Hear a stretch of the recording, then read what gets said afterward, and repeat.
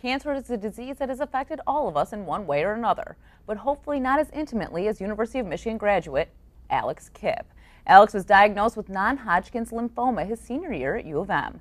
With a low survival rate attached to his diagnosis, Alex not only had to worry about his life, but it also affected his future if he was going to have one. Alex, now in remission, chronicled his life and struggles by putting pen to paper to write My Other Voice.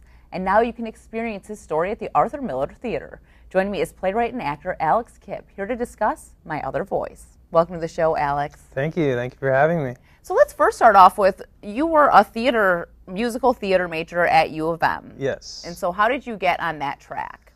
So it all started when I was a little kid, singing in the church choir. Used to sing with the Sopranos back then in the day. They were all jealous of me because I used to take their solos even though I was a boy. And that's kind of how it started, and then from there I just kept doing it in high school, and then University of Michigan, I don't know if you know, but is considered one of the best programs in the country. They have like 600 kids audition, they take 10 boys and 10 girls. Wow. And so for me it was like, well, if I can make it here, then I feel like this is the right thing for me. And I was very lucky and made it, and so started my journey there. So, and then your senior year, you were diagnosed with non-Hodgkin's lymphoma. Mm-hmm. How did it feel when that diagnosis happened? I mean, because you're so young, you always think that cancer is something that takes older people. Yeah, absolutely. A couple things. First off, my diagnosis was weird because it was actually sort of a relief in some ways because I was struggling vocally the entire year. And as a really obsessive singer back then, it was very confusing what was going on with my body, what was going on with my voice. And so when I finally found out what was causing it, it was sort of like, oh my God, that all makes sense. You know, it was sort of like this wave of relief in a weird way, even though it was an obviously debilitating diagnosis to be given. So, you know, my experience was a little different in some ways. Yeah, I can see where because you probably were going to the doctors trying to figure out what was going on with your voice, and you're like, are we ever going to figure this out? And this is my life, this is the career path that I want. So, right, and young adults with cancer is such a specific age group and a specific population, and it's actually the #1 disease killer of young adults today, and so many people don't really realize that young adults do get diagnosed, they do get cancer, and like you're saying, a lot of doctors sort of will look at a patient who's really young and be like, oh, don't worry about it, like with me, you know, oh, you're fine, it's probably just asthma, who knows, you know. And then later on, it turns out to be something much more important and much more serious. Had they caught it earlier, you know, that could save somebody's life really early on. So was yours diagnosed early then? Because you said, what I read was that you had a 15 to 30% chance to survive the diagnosis. Yeah, so mine, you know, we don't really know how early or late mine was diagnosed, but by the time they caught it, it was pretty developed. It was like the size of a sheet of computer paper, the mass. And, you know, the 15 to 30% thing came a little later. At first they thought, oh yeah, we'll just do 6 rounds of chemotherapy, you'll be done, good to go. So that happened, and then they were like, okay, we're good to go. And then they realized, wait, actually, we're not good to go, and then I had to do a stem cell transplant on top of that, which is when that percentage came in. So at first it was very like hopeful and like, oh, this is going to be great, and then it turned into like, this is actually kind of really scary. But for me, I still had to remain, you know, hopeful despite the statistics. Yeah, and you have to, no matter what, in that situation. Exactly. So that was obviously devastating. That would be devastating to anyone. But what happened to your voice? What was happening to it? Yeah, so, you know, I was working at a professional theater doing summer stock. And summer stock is where you do like 5 different shows in the summer. You know, you're rehearsing one show at night, or you're rehearsing one show during the day, you're performing another one during the night. So I came back to school and my voice is all weird. And so I thought it was just that. Just overworking. I thought it was overworking, you know, like a baseball player just throwing his arm too much. But then it didn't get better. It kept getting worse. And then eventually I sounded like this. Like I literally sounded like this.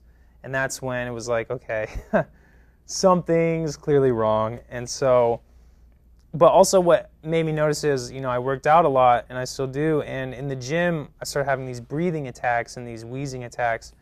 And so that was another sign that something was up, and that's when they found a cloudy mass, And in that's my typical chest. with non-Hodgkin's lymphoma to have that voice affected like that. Is that typical in patients, or is it because you were using your voice so much that it was so obvious? Well, I don't know if it's typical, but the reason it was happening is because, your voice has nerves that run like a loop through your chest. So if a mass is pressing up against it, it's obviously going to limit, your functioning.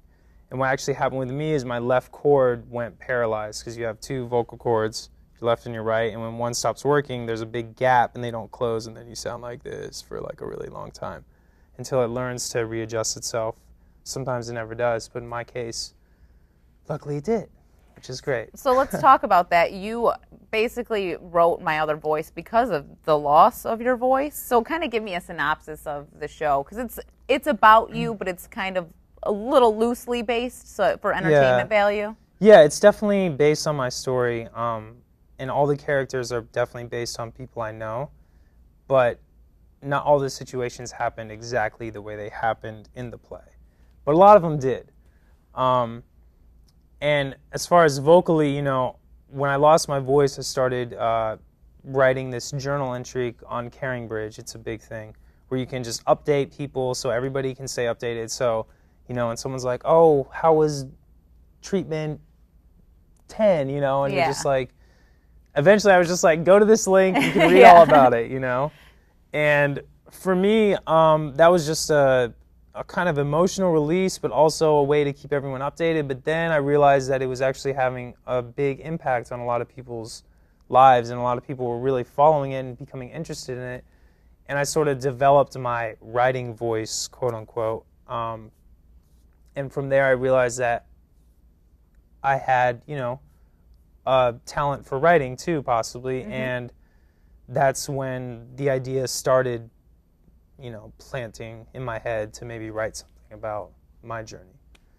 So, and what you mentioned before is this kind of runs the gamut of emotions, because you definitely added some humor in there, and so people can get a laugh out of it when they're going. One of the things that I read when I was reading the synopsis was that you talk about medical marijuana, because that's now like a hot button issue in Ann Arbor too. Yes. Medical marijuana comes up a lot in the play. And I don't want to tell you why, because it will ruin the joke completely. No, we want people to come and see the show. Yeah. So the show is actually currently going on at the Arthur Miller Theater. Yes. Is it, what days? Thursday, Friday, Saturday, Sunday? Thursday through Sunday this weekend, and then Thursday through Sunday next weekend. And that's 8 p.m. shows and then a matinee? Or? Thursday is 7:30 p.m., Friday, Saturday, 8 p.m., and Sunday, 2 p.m. And so can people just go there and buy tickets, or they got to go to the website or something? Yeah, so there's two ways to buy tickets. You can go to myothervoice.org, where you can purchase tickets in advance, or you can just come to the theater that day and purchase tickets. And then we also have student tickets for $12, where you can also order that online or order that at the door. All right, Alex, just tell people why they should come out to see your first original play. Yeah, I think you should come out to see it because, it's enlightening, it's inspiring, it's funny, but it also, I think, even if you have nothing to do with cancer, you don't know anybody that has anything to do with cancer, it's really a story about overcoming adversity and sort of transforming into something that you didn't know you could become, which I think everyone can relate to in a big way. Well, thank you, Alex. It sounds fantastic. Thank you. This and other city TV programs are available for viewing online. Visit a2gov.org/CTN and click the Video on Demand button. If you have any questions or comments about FYI, email ctn@a2gov.org. Thanks for watching, and tune in next time to FYI.